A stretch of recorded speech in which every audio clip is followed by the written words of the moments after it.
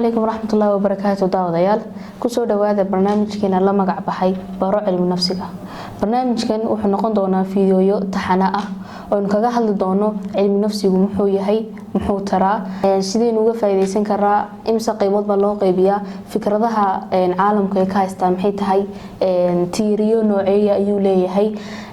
sidoo markii hore ku soo bilaamay waxyaabaha soo dhan iyo su'aalo idinka insha Allah dhinkiina ka iman doono inuu fiidiyoyaasha dambe ku dari doono ayaan isku daynaa inaynu ku barano ama aynu ku kabno baahiday ummadeenu u qabto barnaamijkan